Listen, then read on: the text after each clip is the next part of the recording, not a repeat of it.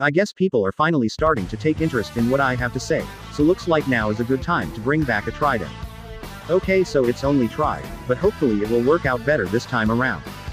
Keeping with the theme of fighting game movies, I thought I would cover films that have been discussed before, but mainly for their odd style that a certain artist likes putting in all of his projects. That's right, I'm about to sink my teeth into the hungry wolf.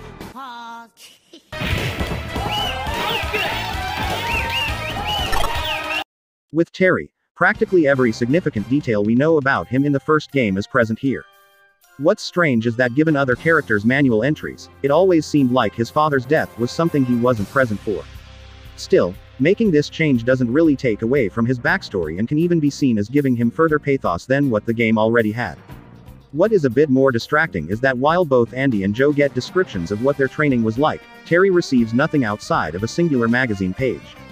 Maybe it was done to give a sense of mystery to who Terry became after the time skip, but if so, then that isn't really an angle they lean into. Still, given what becomes of Andy and Joe, maybe this was the filmmaker's way of trying to give each fighter the appearance of being equally impressive before the climax. Speaking of appearance, Andy and Joe also seem to have pretty much all of their major background information from the game. The exception being Andy's new cyan look. Maybe that was done to help him stand apart from Terry visually, or could have been a subtle nod to color coding for different major characters in Japanese animation.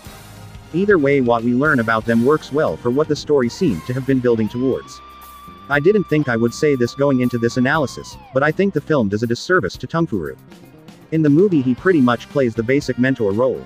Whereas in the games not only was he not initially aware of Jeff's death at the hands of Geese, but he entered the tournament looking to confront Geese for what he did.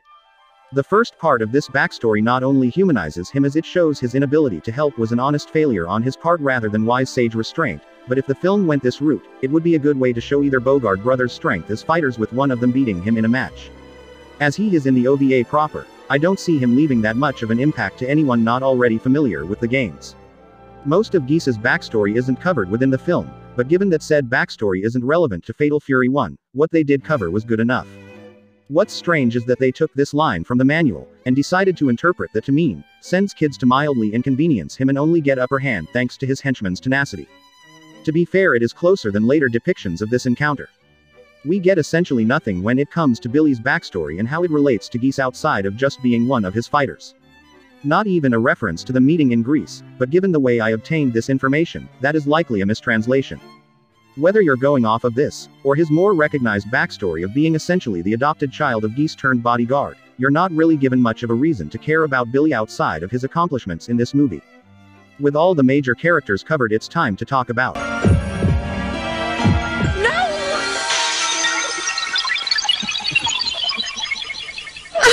I almost forgot, this movie introduces a new significant character. Lily is a street orphan that initially helped Geese with his master plan to take down Jeff. Afterwards he, seemingly adopts her.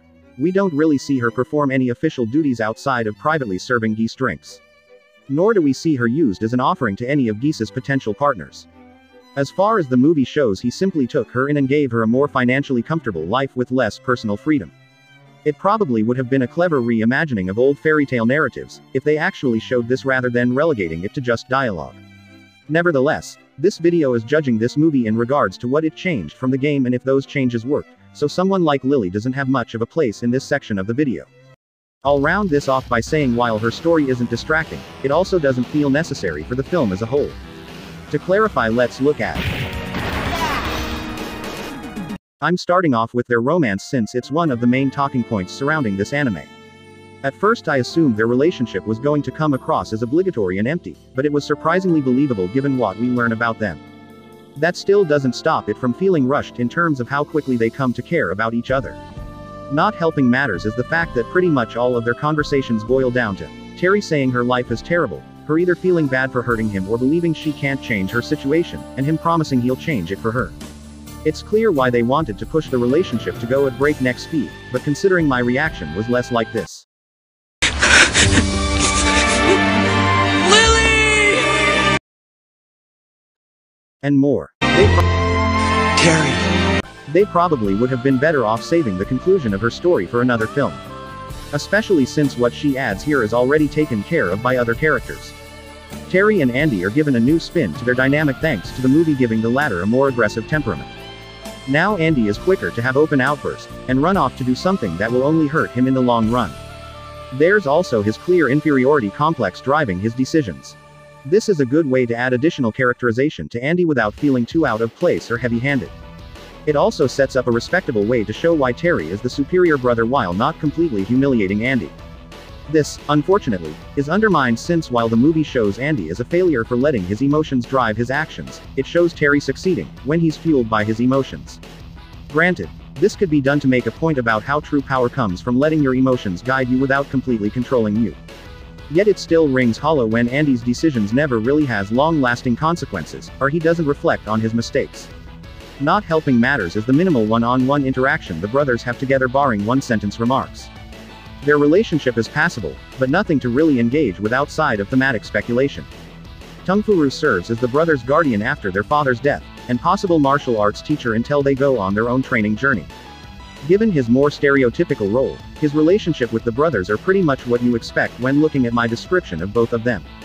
He doesn't really interact with anyone else, so we can move on to the more interesting character to talk about depiction-wise.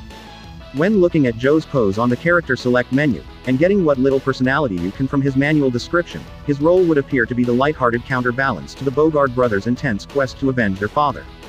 Not fully comic relief, but still allowing them as well as the audience to remember fighting doesn't just have to be about tearing down the people you hate. The anime changes up this dynamic in two ways. The first is that rather than have their proper introduction happen after the two brothers arrive back in Southtown, Andy and Joe have already met thanks to both being on a Japanese fight circuit, while Terry and Joe meet when Joe's favorite pastime of spending the night with the women of his dreams is interrupted by Terry's favorite pastime of low-fiving waitresses and starting bar fights. The only reason I could see for changing this is to create an excuse for Terry and Joe to fight, but they're interrupted by the police looking to arrest both of them before the fight could properly start. Then they immediately go back to Joe's hotel room for a drink when they realize who the other is. Changing Joe's initial significant meeting with the brothers leads to their relationship coming across as another stepping stone on their quest for revenge, as opposed to being a fun detour that shows what their life can be outside of their anger and sorrow. Not bad by itself, but still slightly less unique. The second change is that Joe's more outgoing personality is toned down in favor of a more laid-back demeanor closer to Terry's.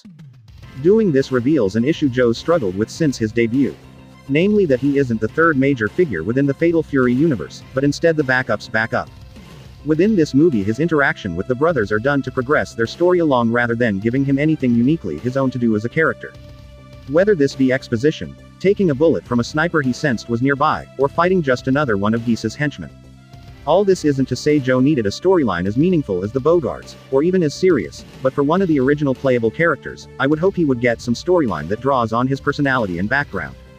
There is him making amends with an old bitter rival. But I get the feeling that won't happen the same way in the anime version of events. Fans of Joe before this movie will likely be happy with his portrayal, but I don't see too many fresh-eyed viewers walking away from this anime with him as their favorite character. If it's any consolation, I have an Andy breakdown prepared for the next movie. Now finally getting back to Geese, he's pretty boring here. SNK fans love to refer to Geese as the strongest weeb, and me just using the term probably guaranteed the disinterest of anyone indifferent to Western terms for Japanese works, but still Geese is set up in a way that allows for multiple character parallels. His dedication to Japanese culture outside of just martial arts. Having a personal investment in Southtown growing to be the city he knows it can be, and even him being another student of Tungfuru. He's the type of foil that is able to give the audience an indirect insight into the minds of other major characters, while still being his own unique presence in the story. Plus there's something amusing about a criminal mastermind building his empire from nothing and becoming influential enough to make decisions for both sides of the law, yet also taking the power he's accumulated and using it to indulge in his teenage interest. Disregarding a handful of visuals at the end of the movie, this side of Geese is only shown through him feeding his fish. For the rest of the movie he's just a powerful mob boss. Which could still be interesting when we get to see some of the well-thought-out scheming that allowed him to take over Southtown, but as I've alluded to earlier with the whole children distraction, this version of Geese isn't a master strategist of the criminal arts. When it comes to killing Terry he sends a bottle of presumably poisoned wine, and has it delivered by Lily who clearly has no interest in killing him. You could make the argument that he did this as a way to test Lily's loyalty, but he doesn't take any action against her until her second betrayal despite knowing about the first. Geese also doesn't make an attempt on Andy or Joe until the tournament is almost over. At that point he decides to use a sniper to shoot both Terry and Andy. Not when their match is over and both are physically exhausted, but instead right as it starts, giving the other brother an opportunity to either dodge the next shot, or retaliate. Not that it matters, since Lily's second betrayal gives all three fighters a chance to escape. Really the only smart thing he did was use the police to try and dispose of Terry, and stealing all the secrets of his master's school of martial arts. Even that loses its credibility when you remember none of the secrets stolen were moves Tunkuru couldn't reteach. Also, he doesn't speak much on how he feels about Southtown or most of the characters outside of death threats and taunts. Basically turning him into nothing more than a placeholder villain to be taken care of. Because Billy doesn't have his backstory on display, and Movie Geese is uninterested in his own right, we never really get to see any sort of meaningful interaction between the two. He briefly scolds Lily before ignoring her the rest of the film, and doesn't say a single word to either Bogard brother until the end. Also, because the tournament was interrupted before its conclusion, him and Terry never face off. An encounter that would have set up a rivalry between the two for future sequels. Instead, that honor goes to Andy. Something that could still lead to an interesting dynamic, but we'll have to wait until the next movie to find out. Billy is probably the most middling adaptation of a character I've seen. Not so minimal in his involvement that he can be skipped over like I did with several characters. Not used as a joke, but also never really given anything to make him stand out besides design. He's just functional.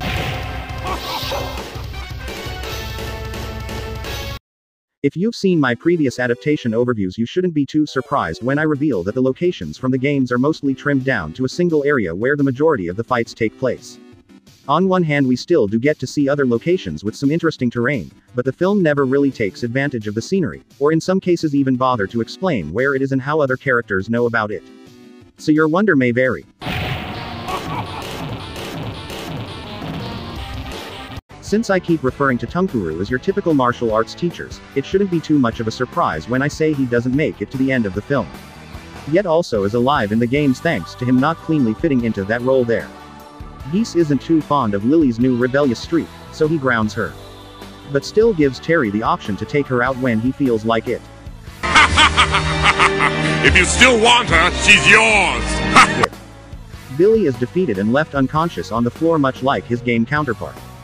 Geese dies. If you know what happens to him in the games, you'll understand why I'm not certain of what the movie is going for. Terry manages to find inner strength to defeat Geese, and he and his two sidekicks decide to part ways to continue their respective journeys. 45 minutes is more than enough time to tell the basic story communicated in the first game, and expand on ideas already present.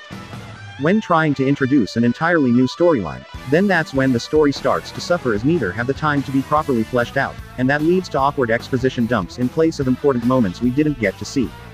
If they couldn't afford to expand the running time, then simply either going for a straight adaptation or something new from the ground up would have improved the movie's quality. It still is a breeze to get through, and generally has something interesting happening to give it a sense of importance outside of its connection to Fatal Fury. So I say give it a watch if you're curious about this franchise, or just want a fun time killer.